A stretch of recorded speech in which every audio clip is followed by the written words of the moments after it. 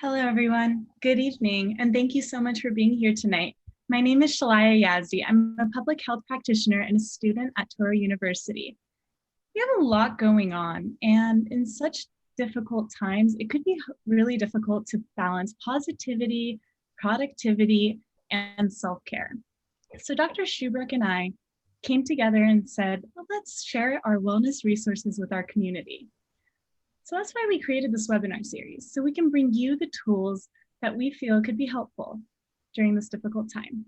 I'm really passionate about bringing the community together and having this discussion with you all throughout the month of November. So this week, we discussed nutrition and how food can contribute to our wellness. Next week, we're going to be discussing mind, body, and spirit and how these three come together to influence our wellness. On Monday, we'll be discussing physical activity during the pandemic. If you have any equipment at home, if you don't, it's not a problem. We'll be discussing where you can access these physical activity resources. Stress management and mindfulness will be discussed next week as well. And then our last presentation next week, we'll be discussing mind, body, and spirit and putting it all together. Throughout the third week of November, we'll be discussing chronic condition prevention, management, and awareness. And our session right before Thanksgiving, right before our holidays, is going to be all about how we can make the best of the 2020 holiday season. I know I can't wait for that because I'm going to want to learn how I can make the best of it. It's going to be hard to travel, and how many of our family can we see? So we'll be coming together to discuss that. And our very last session on November 30th, we'll be discussing how everything we learn from integrate those all together and really incorporate them into our lives. So tonight, I would like to thank Dr. Grace Jones and Gabriella Converse for being here. We're going to discuss to carb or not to carb. So thank you all for attending. All of our sessions are going to be recorded and posted on our website, which I have just entered into the chat. Please feel free to go on here and see any of the videos that we have posted so far. And we will also include any PDFs or relevant documents onto the website. So thank you all for coming tonight. Let's zoom into wellness with Dr. Jones and Gabriella Converse. Good evening, everyone, and welcome to this discussion we'll have about carbohydrates. And I will try to answer your questions in real time. So please enter your questions in the Q&A or the chat, and Gabriella will signal to me that there's a question and I can address it at that time. Okay. All right. And just for full disclosure, in our household, we eat carbohydrates, fats, and proteins. We eat them all. So I'm not pushing one diet or another. All right. So what we'll talk about today. So we're going to talk about macronutrients and the energy that they supply. We'll also go over food labels. We'll talk about low carb diets that not to carb. And then we'll get to the excitement of to carb, the part that we enjoy, and really talk about carbohydrate quality. And then also at the end, we'll have a food label activity. And I hope you all have your favorite snack on hand, and you can put some information into the chat about that. Okay, so let's get started.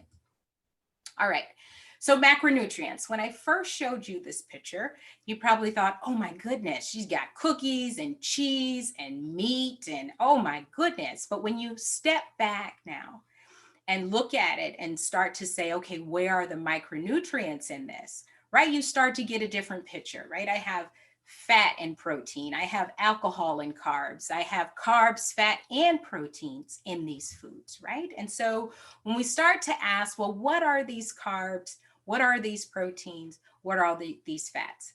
And so just as a general caution, I interchange the word carbs and carbohydrates. So they both mean the same thing. So if I'm saying carbs, that means carbohydrate. If I'm saying carbohydrate, that's carbs, okay? All right, so macronutrients, they give us energy, right? And that energy is measured by calories. So fat, right? So there's 9 calories per gram in fat, 4 calories per gram of protein, Alcohol, yes, it does have calories, but it's not part of the macronutrients because it's not necessary for life. Has 7 calories per gram. And then finally, we have carbohydrates, which have about 4 calories per gram. And so here in the United States, if we put all of these on a pie chart, we get about 45 to 55% of our energy from carbohydrates, 15 to 20% from protein, and then the rest of the balance can go to fat, all right? So how do we take this information, apply it to the real world? Well, in the real world, we have food labels, right? The USDA has mandated that we have food labels on foods that we find in our local grocery stores. And just stepping back, I know there's a lot here, but let's just bring it down and let's chop it down into its pieces. So I have 2 food labels here, not to confuse you, but if you go into your local supermarket, you will find food labels that look like the one on the left, and you will find food labels that look like this on the right. And even in your own kitchen, you have those. However, the information that we're going to talk about today is similar. So at the top, right, you have the serving size, you have the calories per serving size, and then you have your macronutrients pulled out. So if we look at the one here on the left, we have fat, and then we have the breakdown of fat, we have cholesterol, we have sodium, we have total carbohydrate, and the breakdown of carbohydrate, and then we have protein. Now, one thing I want to add and kind of shift to the food label on the right is that these new food labels, they further break down the carbohydrate into added sugars. So these are sugars that are added during the process of making whatever is in that package. And then you also have some micronutrients that are listed here. One of the things that you want to consider, just quick off as a tip, is that anything that is less than 5% of your daily value per serving is considered low, right? And so the daily value is the fraction of how much this food contributes to your caloric needs for that day. And so for every package you see, that is based on 2,000 calories a day. Similarly, anything that's over 20% of your daily value is considered high. Okay. And I don't know why that's going backwards. And our focus here is on carbohydrate. Okay. And so here's just an example, right? These look quite healthy. The packaging looks healthy, right? It has a picture of an almond branch, right? And you would think, oh, look at this, some biscotti, very nice. But actually they're cookies. And these cookies, right, you can eat 4 of them. And in that 4, right, you get about 21 grams of carbohydrate. You get 1 gram of fiber, and there's 10 grams of sugar. And we can look down here in the ingredients and we see that, oh, cane sugar is added to sweeten this particular dessert, right? Because it is a dessert. Okay. So moving on to the not carb. So this not carb business. So if you've been living in a vacuum or living in a basement and not logging onto the internet, right? You probably aren't aware that the ketogenic diet, everybody's, I'm doing keto, I'm doing keto, I'm doing keto. And that is part of that not to carb. Right. And so I did a simple search on Amazon, and these are some of the things that I came up with that from a search that was for the keto diet. Right. And, you know, if you step back and look at this, if you didn't know any better, it looks just like the normal foods that you eat. Right. And I feel like that is a misconception of what the keto diet or that whole not to carb is showing. Okay, so the whole not to carb, right? As I said in the beginning, we take in about 45 to 55% of our calories from carbohydrates. That's the average here in the United States. And that translates out to be about 300 grams of carbs. So when you hear people say I'm going low carb, it usually starts as this 150 gram threshold. And there are three big name low carb or not to carb diets. So you have your low carb on the high end of the spectrum. And then you have keto or the ketogenic diet. And then you have carnivore, which has a minimal amount of carbohydrate. And those carbohydrates are coming from the lactose that's in the dairy products, right? So you can go from 150 all the way down to 0. And all of that lives under the umbrella of you're reducing your carb or that not to carb.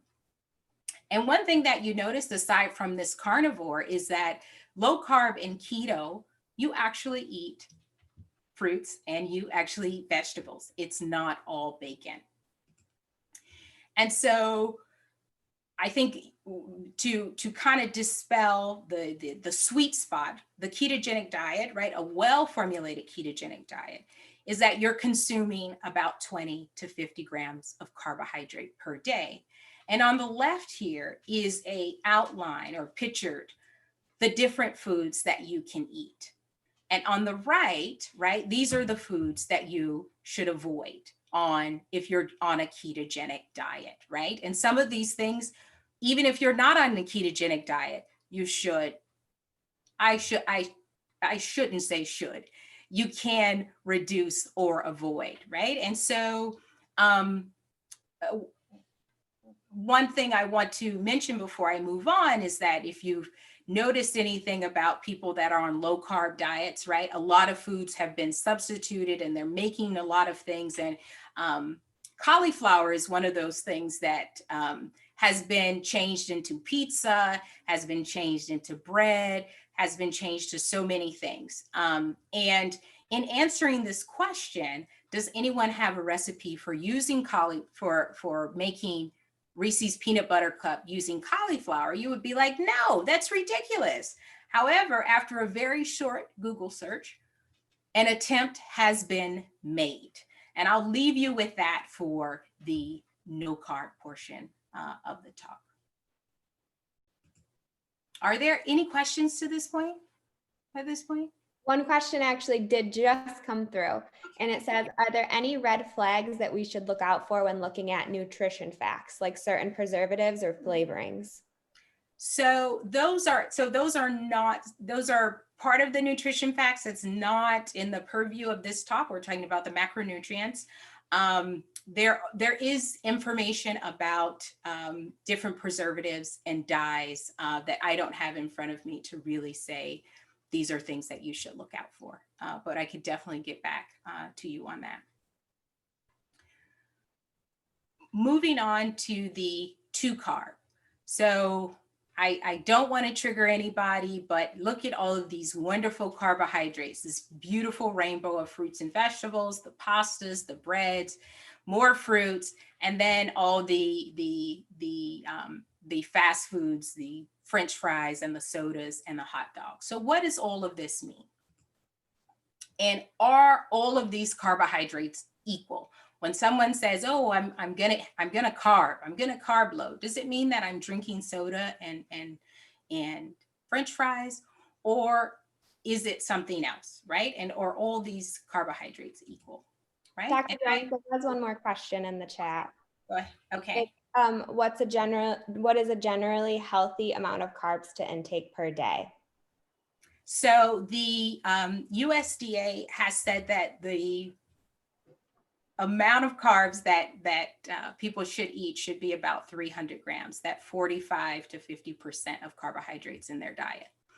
And I am getting to the most important part, is that it comes down to that carbohydrate quality and what type of carbohydrates you're eating. And so I hope to not distress you. I'm going to put up some figures and we're going to go kind of into the world of chemistry to really get an even footing and understand what we're talking about when we say carbohydrate, because carbohydrate has seemed to have gotten just one definition and that's not true. So if we think about carbohydrates, right, we have our simple carbs and our complex carbs. Now, the simple carbohydrates, we can break down into monosaccharides, which are just single molecules, and those are galactose, glucose, and fructose. And we're talking about dietary monosaccharides. And for our disaccharides, right, our disaccharides are just two monosaccharides that are bound together, right? They're chemically bonded together. Those are maltose, lactose, and sucrose. Dr. Jones? Yes. There was another question. Someone was asking, how do you determine quote unquote good carbs to eat? We are coming directly to that. What are simple carbohydrates? What does that mean when you see this glucose, fructose, lactose, and sucrose? And so lactose, we're very familiar. Lactose is found in dairy products. And so lactose is a monosaccharide, a disaccharide, and sucrose is also a disaccharide, and it's found in cane sugar. So this is the sugar when people say, oh, it's real sugar, they're talking about cane sugar or beet sugar. Okay, that's sucrose.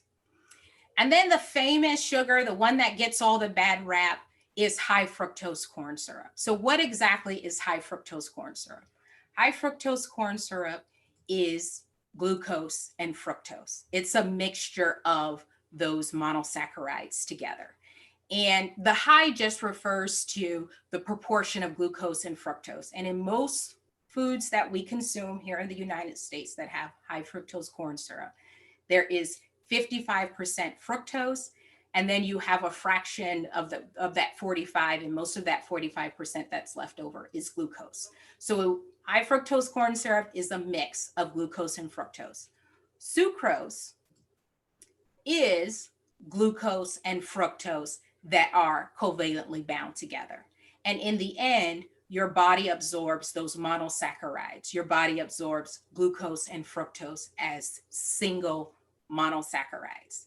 Okay? All right. And then on the other end of that spectrum, we have our complex carbohydrates, right? And our complex carbohydrates, we're familiar with glycogen, right? We have glycogen stores in our liver, but also in our muscle.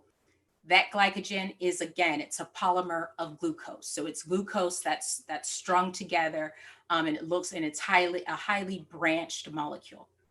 You also have starch, and starch is either amylose or amylopectin, and those again are polymers of glucose. And then you have fiber. And fiber is also a polymer of glucose, right? Glucose monosaccharides all chained together.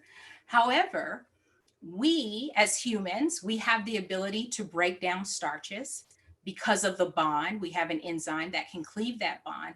However, we do not have enzymes to break down the cellulose.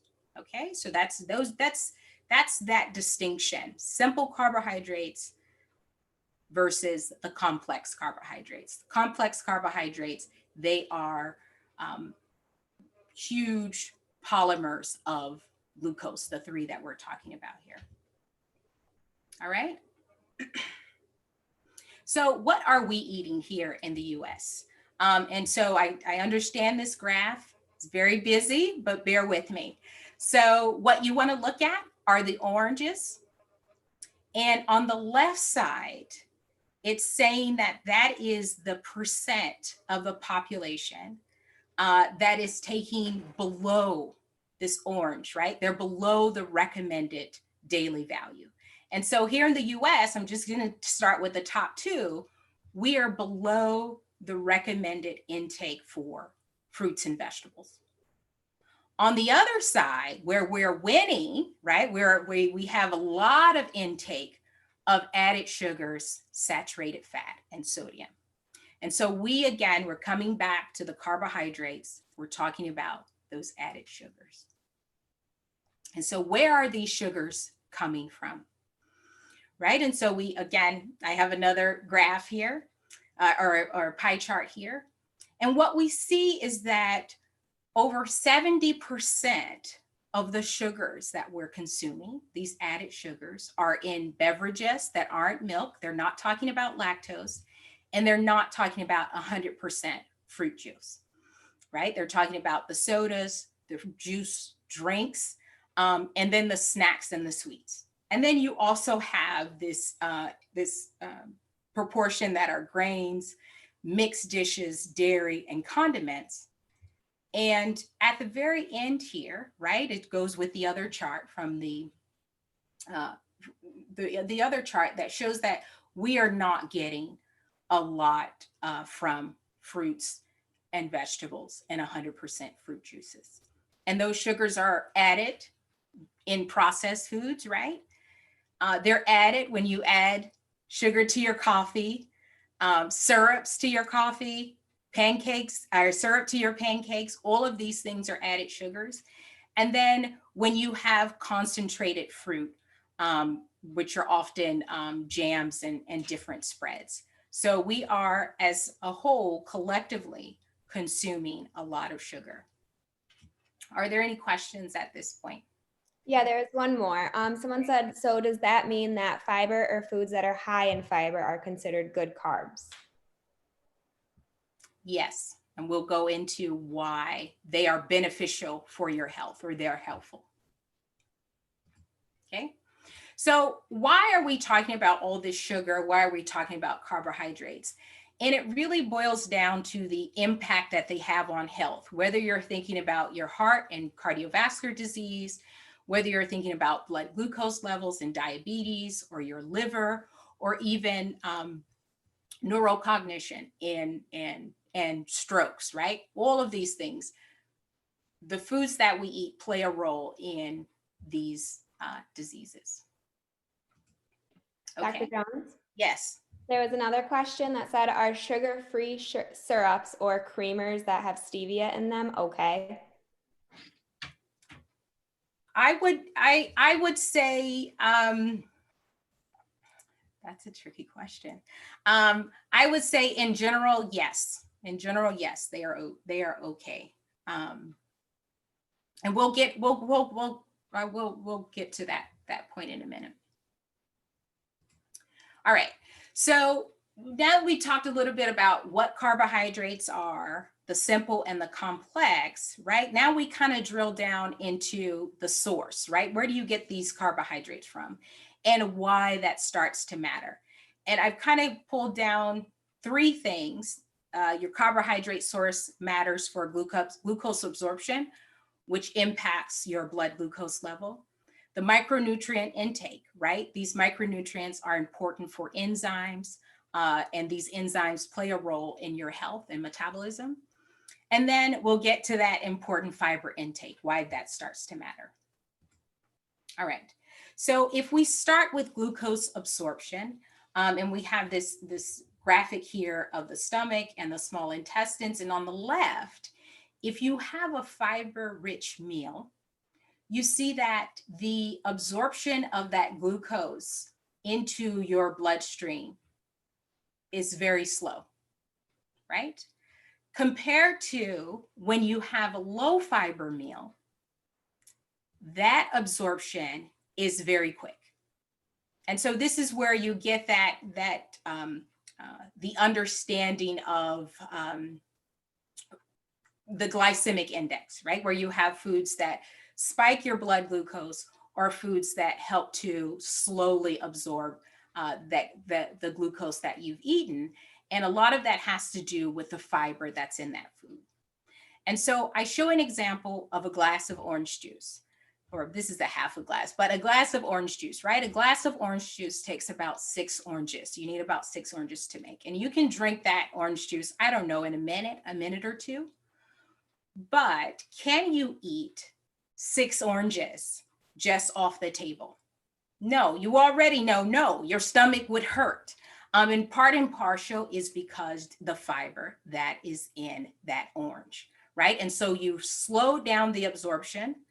You've also limited, the fiber limits the amount of glucose that you're consuming already, because the fruits, right, they have sucrose. That sucrose, as you recall, gets broken down into glucose and fructose, and that's what you absorb. That glucose contributes to your blood glucose level. Okay. All right. And we want to be mindful of these things, especially as, as this is diabetes month. November is diabetes month, and part of diabetes is maintaining your blood glucose levels, not having those steep peaks or those low troughs. You're avoiding hyperglycemia, and you're trying to maintain a stable blood glucose level. Okay. So moving on. So those macronutrients, right? And as I said, macronutrients, they are needed by the body. And they include vitamins, minerals, and those phytochemicals. Dr. Stevenson talked about this yesterday, some examples of nutrient-dense foods. And this whole idea, well, what is nutrient dense? What does that mean when I say, oh, I'm eating something that's nutrient dense, right? And it is the ability of a food, something that you're eating, to provide vitamins, minerals, and other healthy substances that science has not identified, but we know we need, that have a positive impact on our health and has relatively few calories. And what's the foods that are nutrient dense, right? Nature has provided them for us, right? Vegetables and fruits, beans and peas, right? Nuts and seeds, right? These are things that are already packaged for us, that has been provided here on Earth for us to eat. All right. And so an example, let's have an example. So I showed a kiwi, 3 kiwis, and a soda, right? What's very interestingly, they both have the same energy content and about the same carbohydrate content. But your kiwi gives you vitamin C, it gives you folate, and more calcium than a soda does. So already the kiwi blows the soda out of the park when you're saying, oh, it has a lot of carbohydrates. And along with that carbohydrates, you're getting micronutrients. Okay, so what is the importance of that dietary fiber? And I will be answering these questions as we go along. How much fiber are we consuming here in the United States? So here's just a graph of males and females, and their fiber intake is in the dark gray. And the red line just shows the average of what we are consuming. And the dark gray bar shows what we should be consuming. And just very quickly, you can see, comparing the dark gray and the light gray, we are not consuming enough fiber, right? We should be up here between 25 and 30 grams of fiber a day. Okay, and so talking about fiber, back to our example, 30 grams, in 3 kiwis, you get about 30%, or not 30%, 20% of the fiber you need in one day. Just 3 kiwis, and they're sweet and they're good. I think it's better than a soda, no? So what are some other sources of dietary fiber, right? We have them listed here and also pictured here, right? Very beautiful, colorful fruits and vegetables. Again, Dr. Stevenson talked about adding the color to your diet starts to add up when you start thinking about fiber and those more healthful carbohydrates. Okay, so looking at examples in fiber. So you've probably noticed, I don't see these commercials anymore where we start to look at, they have their heart healthy foods, right? And so we have Cheerios, and my other example is oatmeal, right? What is fiber doing? Why do we care about having that fiber, right? And how is it that Cheerios has a chance to say that, oh, they can help lower cholesterol, right? And so Cheerios gives you about 3 grams of fiber. Oatmeal, old-fashioned oatmeal, slow cooking oatmeal gives you 4 grams of fiber, 4 grams of fiber that's there. And you ask, well, what is this fiber doing, right? We want to lower our risk for cardiovascular disease. And so what this fiber does, very beautiful thing, this fiber in the digestive tract, in the intestines, helps to remove cholesterol from your body. So that fiber is doing a very good job, right? This cholesterol is not being reabsorbed. And because your body cannot fully metabolize that cholesterol, the fiber is doing a very good service of getting rid of that cholesterol, getting rid of the part of the cholesterol molecule that we cannot metabolize.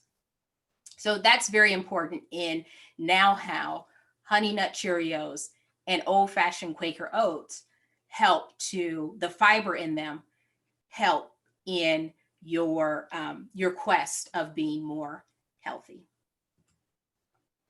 And then finally, we have fiber.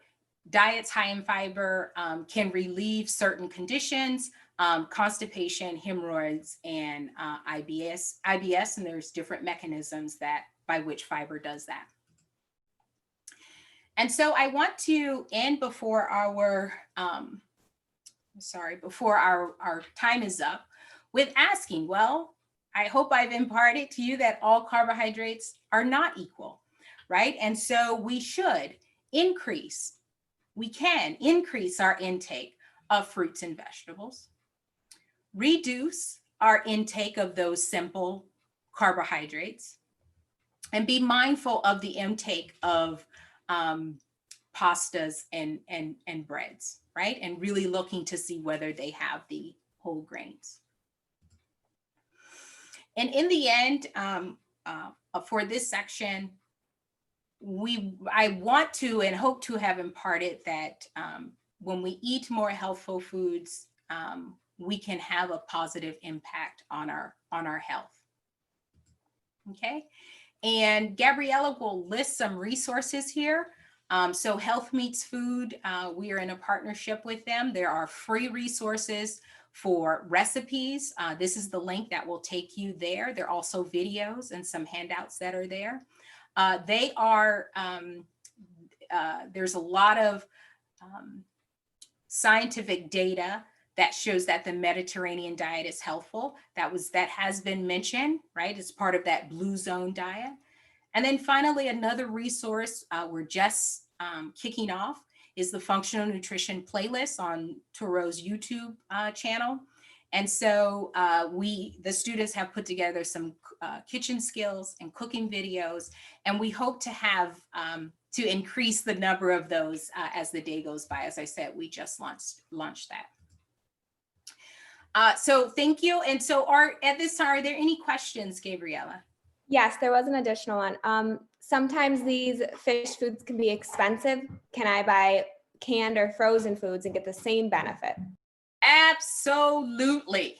Absolutely. I am a fan personally of frozen foods, frozen vegetables, and frozen fruits because I can keep them, especially now in this pandemic. We have a freezer in the garage that's just, I can go grocery shopping once a month and I can get all of my fruits and vegetables frozen, and they have just as much nutrients as the fresh, and I don't have to worry about them going bad on my countertop or in the freezer.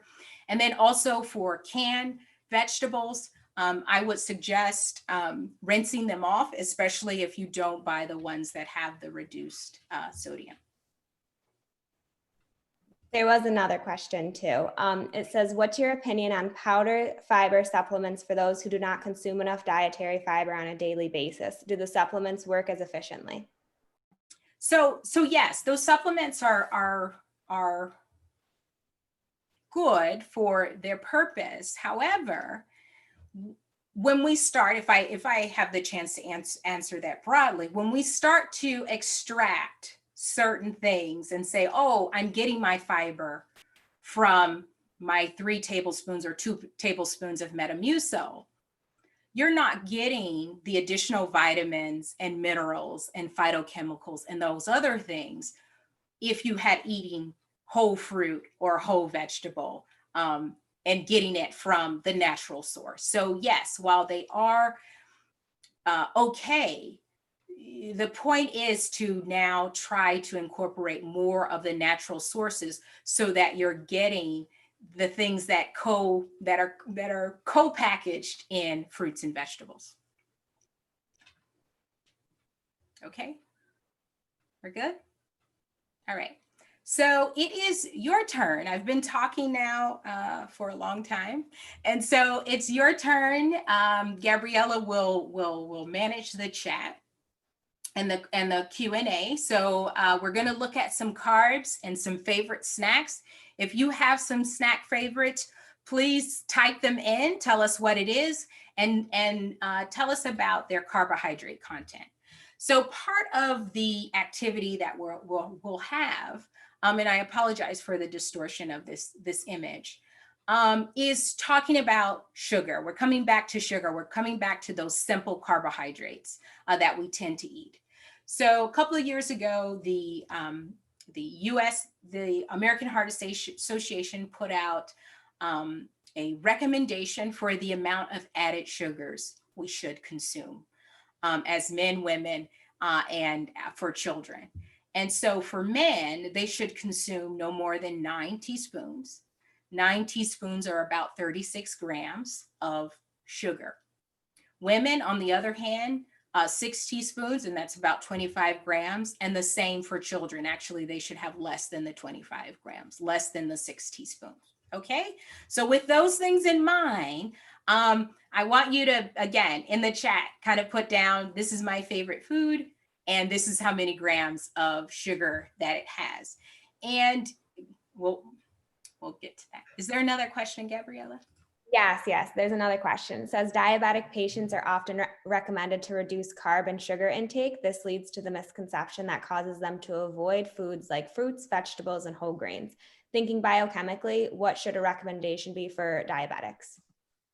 So I would definitely be mindful again of the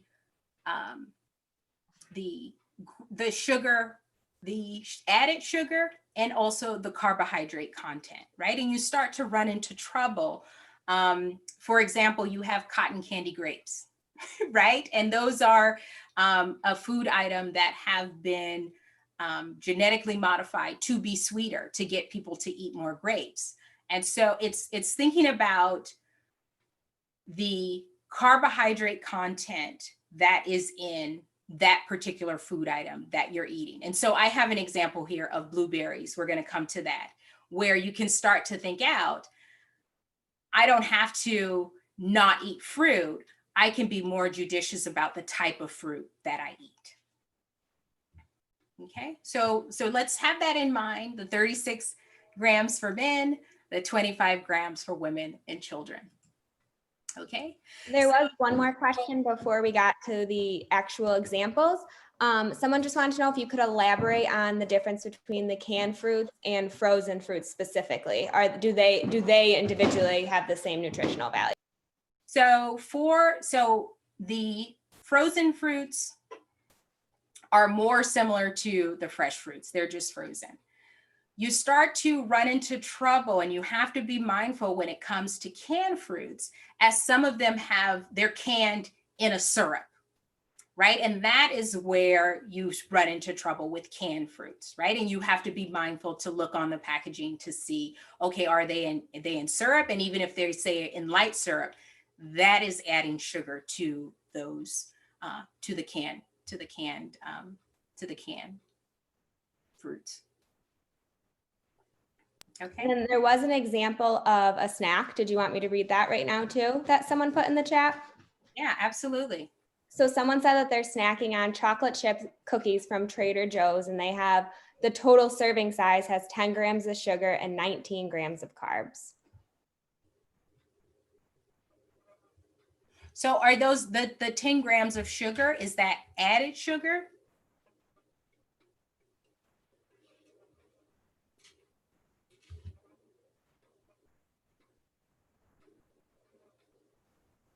We'll let them come back. Oh, did they? 10 grams of sugar it just says 10 grams of sugar, including added sugar of 10 grams. So, and these are cookies? Yes, chocolate chip cookies from Trader Joe's. Okay, so those 10 grams of sugar for those cookies, I don't know if you're a male or a female, looking at either one of these, you've consumed a significant amounts of the closing in on the limit of sugar that you should be consumed, that you are recommended to consume in one day. So and I know the next question is, well, what should I do? Well, something that you can do you have to eat 4 cookies, right? Was that the serving size was 4 cookies? You can cut that in half, right? I'm all for allowing, but being reasonable about trying to reduce that added sugar intake. Okay. All right. We did get another participant too that said that one of their favorite snacks is CLIF Bars, and this has 40 grams of carbohydrates with 22 grams of sugar.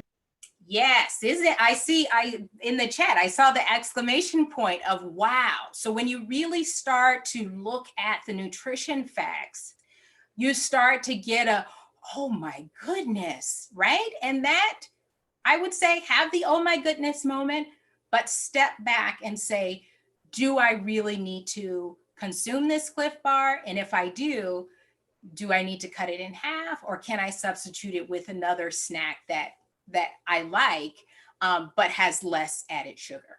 Okay. And so I have this chart here. Halloween was just on Saturday night. We probably have piles of candy still in our house, or it went out with Sunday's garbage. And just to be mindful of the amount of carbohydrates, the grams that are here in some of these candies. So an entire Milky Way has 43 grams of carbs. Just something for you to think about as you eat some of those Halloween treats.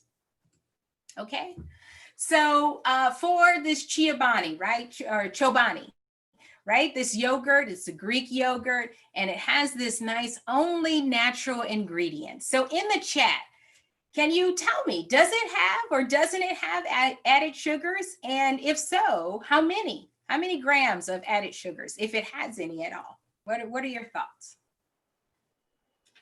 Dr. Jones, when we're waiting for people to answer that question, there was just another side question about should you be cautious of carbohydrates in the evening when you are less active and about to sleep? Because this person specifically likes to snack on popcorn.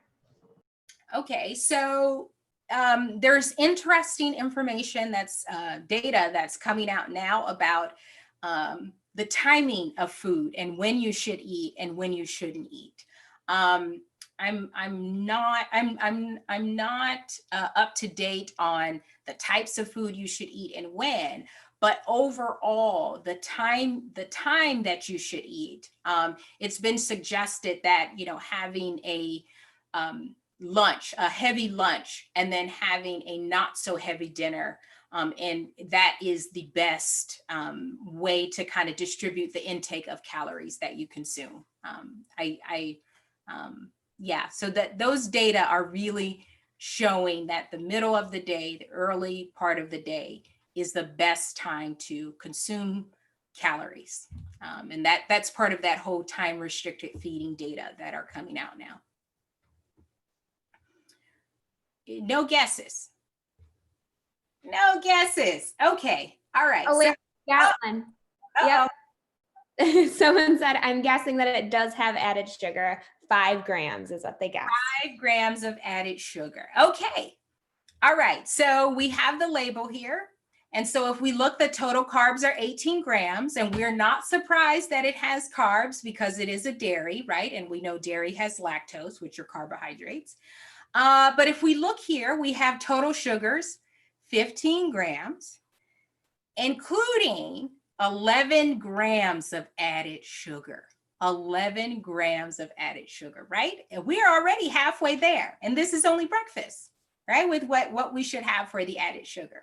Okay, so that's 11 grams. Moving on to Doritos, right? Ooh, favorite snack here, right? I was young when Doritos were first introduced, this whole Cool Ranch business. And so Doritos, right? They have less than 1 gram of sugar. Okay, Doritos. However, Doritos, they are they're not nutrient dense, right? They're not giving us those good micronutrients, vitamins, and other things that we need. And very politely at the bottom, they remind us that Doritos are not a significant source of added sugars. Who knew? All right, moving on to the snack pack. I won't have you guys guess. I call these one of those Franken foods, right? It's pudding, but not really. The second ingredient is sugar. And here we have 22 grams of carbohydrate, 17 of those are added sugar. So as a female, right, that's almost my 25 grams of added sugar already for a day. And for children, right, you want to give them less than the 25 grams. They've already maxed out, almost maxed out on this one snack pack. Okay. Blueberries, and now getting down to these fruits here, right? So blueberries, again, you can have, the serving size is about 1 cup. I know in my house, this is a very nice snack. We keep a bag in the freezer, and they are a nice snack because they're kind of rate limiting. I've yet to get through 1 cup of blueberries, but blueberries, right? You have 21 grams of carbohydrates, but in that you have a good amount of fiber.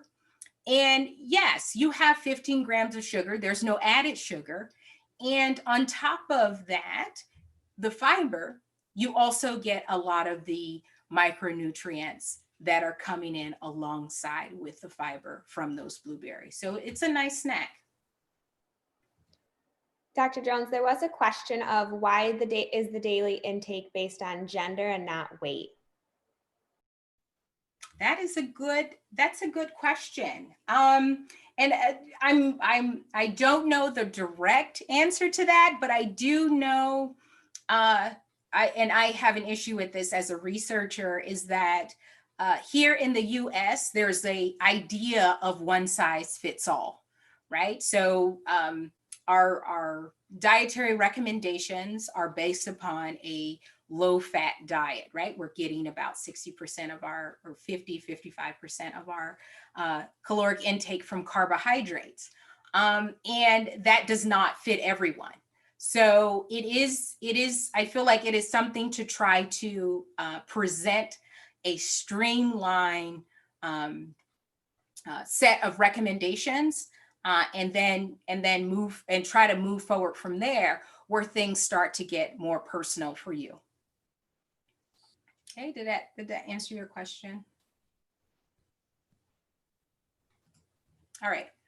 So we get into dried fruit, right? Fruit is always something that's very interesting. And so I pulled up some mangoes here, right? You get 4 pieces.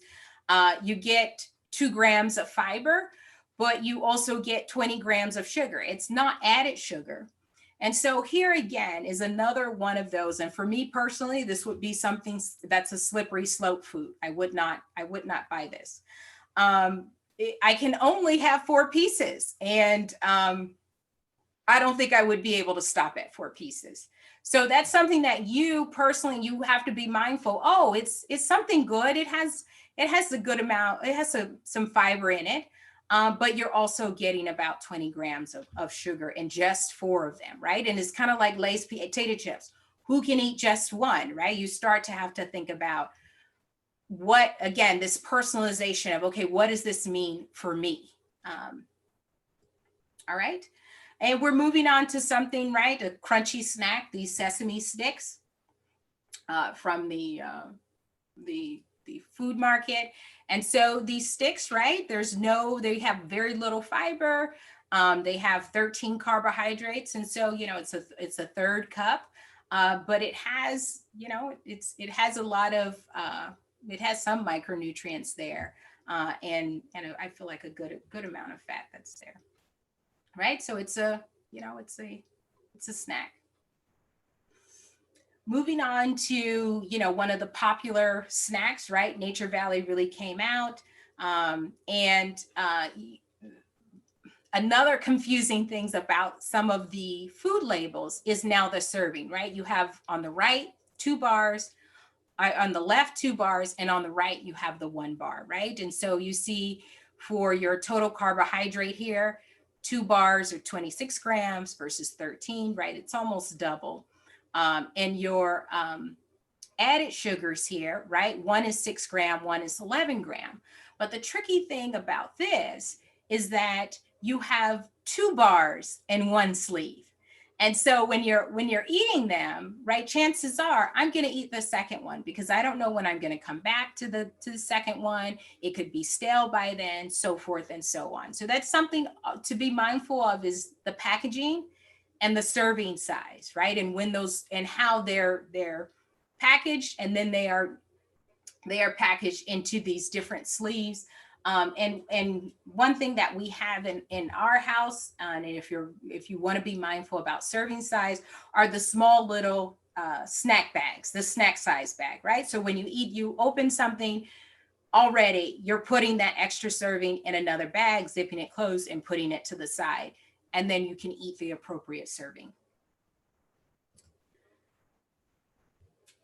One of America's favorites are Oreo cookies. And I picked this specific Oreo cookie packaging because it's very interesting how now packaging and advertisement is going. So Nabisco teamed up with HBO and made a Game of Thrones edition of Oreo cookies, right? And I'm a fan of Game of Thrones. And so I went to the Target and I bought a package of Oreos. But what am I going to do with the Oreos? We ate them. But looking at, Oreo cookies here, you're getting 25 grams, 14 grams of added sugar. So we're already halfway there. And the serving size is only 3 cookies, right? And 3 cookies is hard to stop with the Oreo cookies, and you got the milk dunking going on and the twisting off, right? You can easily get beyond those 3 cookies. Okay. And then finally, we end off with the Belvita breakfast bars. Not bars, I would say they're cookies or biscuits. They're calling them biscuits. They have a good amount of whole grain, right? It's a whole grain item.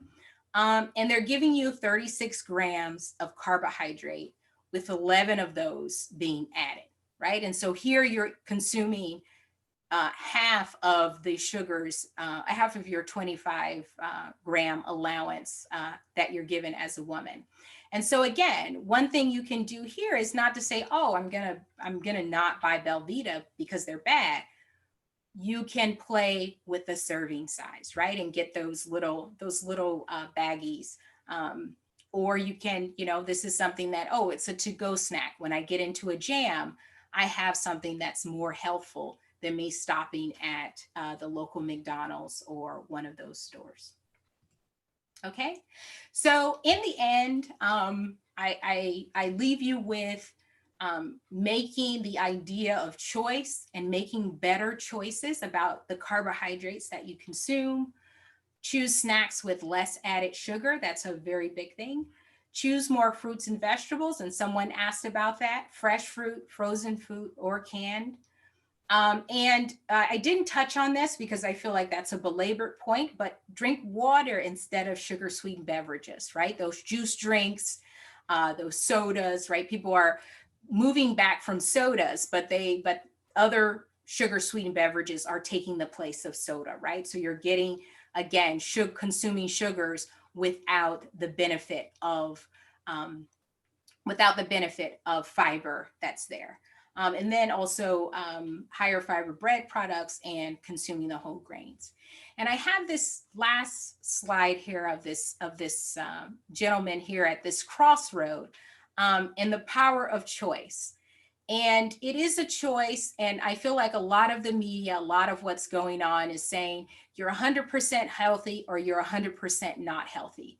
And I feel like you have the choice to choose to kind of walk a line that makes sense, where you're making more healthful choices and you're moving from those extremes to a happy and healthful medium.